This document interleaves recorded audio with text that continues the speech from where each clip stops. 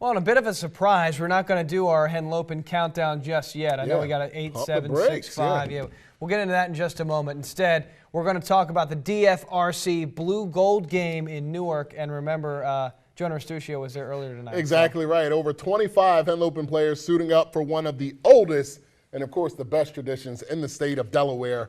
Senior All-Star game celebrating with the DFRC buddies. Of course, this is what the moment is all about. The gentlemen and ladies with intellectual disabilities. Blue out of the gates fast. Chad Jones to Leroy Lynch. Hey, the AI DuPont connection. 55-yard pass and catch for touchdown. Remember, these guys have not played since December. Now on the defensive end, Brandywine Zion Carr, 100-yard pick six. One of his 2 picks on the night. The blue team with 2 pick sixes in the game. And the blue up 24-13 at half. Second half, future Wesley quarterback. Get used to seeing this, folks. Drew Fry with a dime to Woodbridge's Gabe Westcott, rocking the Troy Haynes jersey. Woodbridge. One hand in the back of the end zone. All right, Gold, they would reel off a 25-0 run to end the game from the 1-yard line. Downstate. Delmar's Tayshawn Denard pounds it in. Remember that now, kid. the defense, Zachary Schultz from Indian River, getting into the backfield, takes him down for the sack. And then Jackson Caesar Rodney, here we go. Flying in for the interception to seal it. Woodbridge's Jamon Kane, he's going to take MVP honors as the Gold takes the 64th annual DFRC Blue Gold game, 38-24. It's Gold's 3rd straight victory in this game. Absolutely. Crazy. Wow, what a game. And it is nice to see the boys from the South get on that 25-0 run and come back and win that thing. It didn't look good at the beginning. You're doing AI DuPont and Brandywine. I'm like, oh, no. What are we talking about? But that was nice. 3 years in a row now for the downstate guys. Got to give it to them. 64th annual. Of course, it's a tradition in the state that started when sports started back, a tradition for us as well. When we started sports back, we made an effort to make sure that we got to this game every year. And, of course, they switched the game from Saturday night to Friday night this year. Just like our show. Yeah, the opportunity for us to showcase tonight. That's what it is. That's why they did it for the Delmarva Sports Insider, but also to make sure that they had fans in attendance so they could come out and support these individuals. And, of course, for Woodbridge, the last time they were on this field, they won a state championship. So obviously producing tonight. Now, Jonah Restuccio was in attendance at tonight's game, and he has more from Newark. There were a lot of firsts at the 64th annual DFRC Blue Gold Senior Football All-Star Game. For the first time, played under the lights here at the University of Delaware. But on people's minds tonight, besides the game and the foundation itself, was the absence of Woodbridge's Troy Haynes. The 2-time state champion quarterback from Woodbridge not here physically, but his presence still felt on the sidelines. Troy couldn't be here, and he'd give anything to be here. So we just want to show him that we love him, we support him, and we're just fighting for him, fight like 4.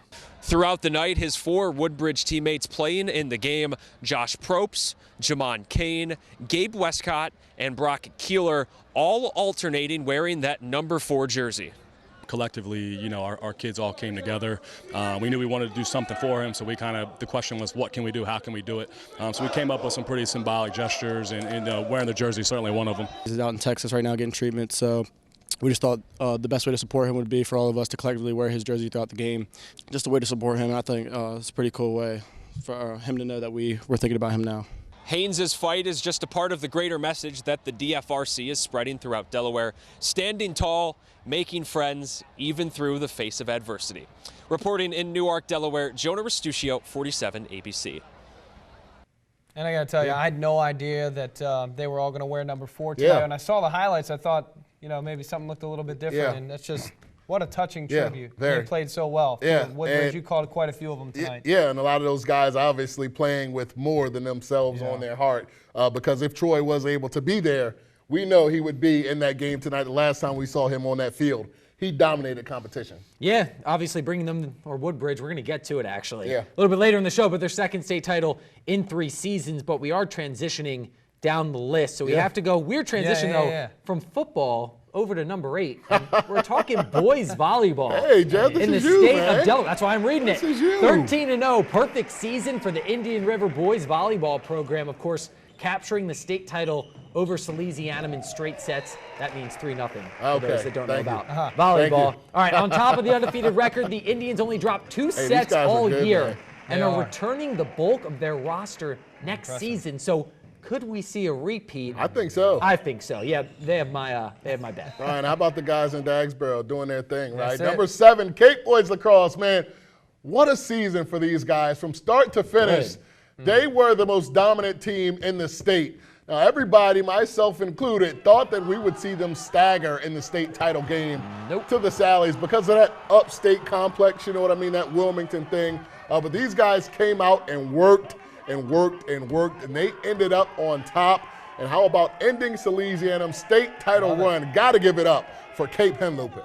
All right, here we go. Transitioning back, number 6 belongs to the fellas from Greenwood. I was at their state championship game against the Wilmington Friends School, and it was just pure dominance. It really was. Second state title in 3 seasons for several players and coaches. Fast. We mentioned them: Troy Haynes, Gabe Westcott, Jamon Kane, Mr. Josh Probst, Brock Keeler. Too many to name. Woodbridge. They wrapped up the year 10-0, including a pair of wins over Delmar. Now, what a season for this tremendous group of seniors. Obviously, congrats goes out to the squad. Yeah, and what a way to end it for those guys. How else did you see it but a state championship? And nobody's still able to tackle that guy. And that was in November. Nobody's still tackling him tonight. So that should tell you a little bit about him. All right, coming in at number 5. You know what, guys? This would probably be higher. Number 11. Cape Girls Lacrosse wins their 11th straight state championship. The Vikings own a 137-game in-state streak. They have not lost in-state in 137 games, 18-0 on the year. It's their 3rd undefeated state championship team. These ladies are just filthy. Coach Lindsay Underwood, the DIAA Coach of the Year. Cape Henlopen wins the state title 15-8.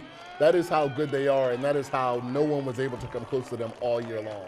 Now, we saw Woodbridge football coming in at number 6, but it's number 4 coming in at number 4 on our top moments. Senior quarterback and one of the beating hearts of the Blue Raiders football team, Troy Haynes, is battling his way through kidney cancer. Of course, everyone here at 47 ABC is rooting for this young man who is an absolute true warrior. Now, 2 state titles in 3 seasons, along with being a model student athlete and a model human being. Number 4 on our list goes out to number 4 himself. This is just like another battle playing in a football game. I mean, I know what it takes to overcome obstacles. It's just like having a competitive nature. I mean, I already seen a lot of people have been looking out for me, and I mean, it's just pushing me more, just for me to be able to beat this and be an inspiration to a lot of people. Just shut it down right there. That's you know, kudos to the sports department for doing that. And yeah, it's just what a night to think about him. And of course, like you said, we're always all thinking about him. I think, you know, all in on that. Absolutely. And one of the things that first came out that that when his diagnosis, you know, the shocking diagnosis came out, was one thing that I heard in the media was said, you know, one thing that we know about Troy Haynes, he's a winner.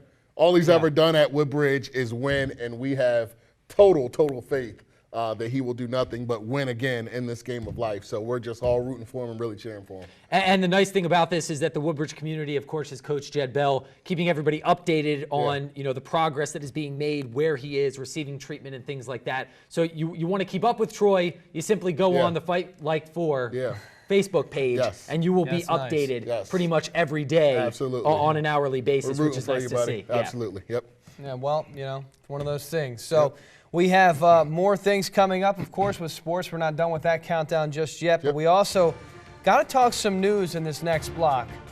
And I guess when we come back from the break, we're going to talk about bacteria in the water. Wow. Not a good thing for those of you here on vacation. We'll tell you where you need to watch out this weekend. Hi, my name is Emily Monagle from Cape Henlopen High School, and you're watching Delmarva Sports Insider.